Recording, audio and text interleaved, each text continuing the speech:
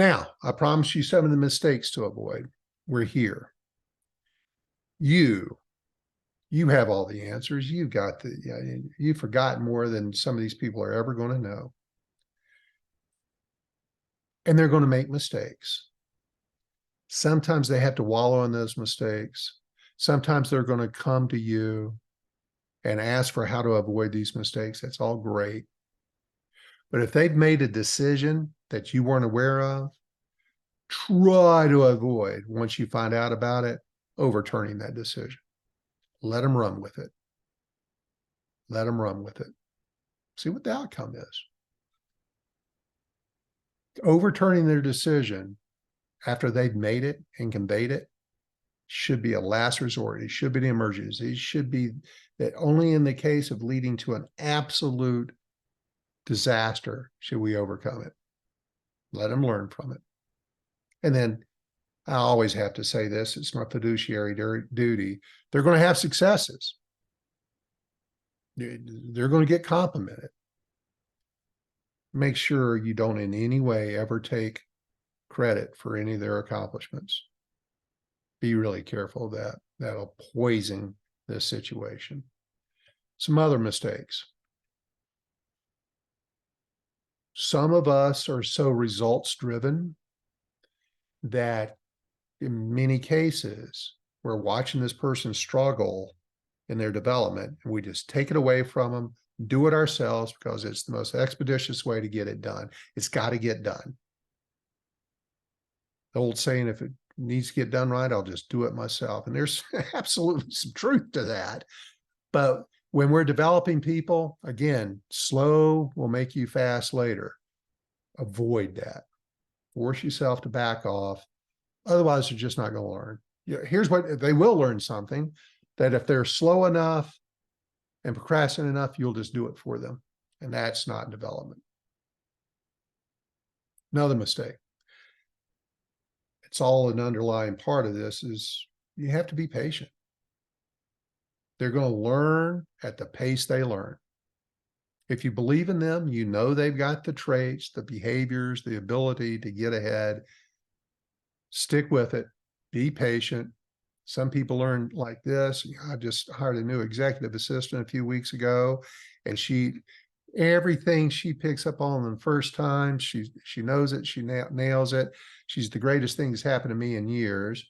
But I've worked with other people in my life that it took a long time. In the end, they were really good, but man, it was a long-term investment for me.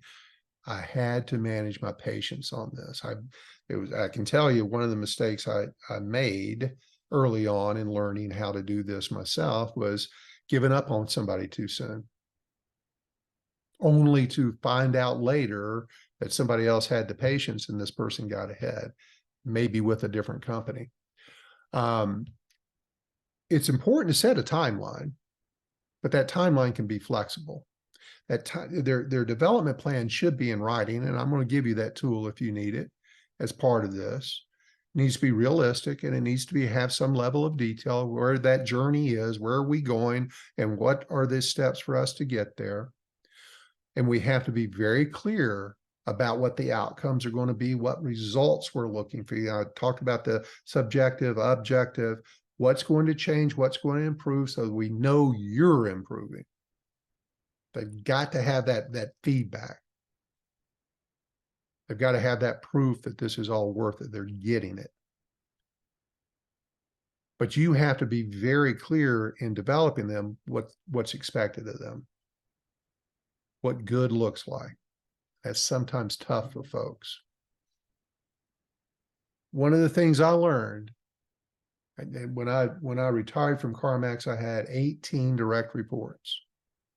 I spent every Friday from 7 a.m. to lunch. 7 a.m. Friday, every Friday, I scheduled nothing else but one-on-one time with the folks I was working with in their development. That's how I did it. I have others. It's Wednesday morning at 10 o'clock. It's Friday afternoon at 3 o'clock. Schedule those weekly. Weekly is my preference. Monthly at the latest check-ins. What did you accomplish in the last week? What have you learned? What are you working on? Have that dialogue with them as often as you possibly can. And please put it all in writing and track it in writing. It really doesn't exist unless it's in writing. That makes the level of commitment for you and for them much higher. And if you schedule these check-ins, please don't reschedule them, cancel them, move them around. Try to find a time that is unlikely that you'll have to change it. These meetings have to be a priority for you.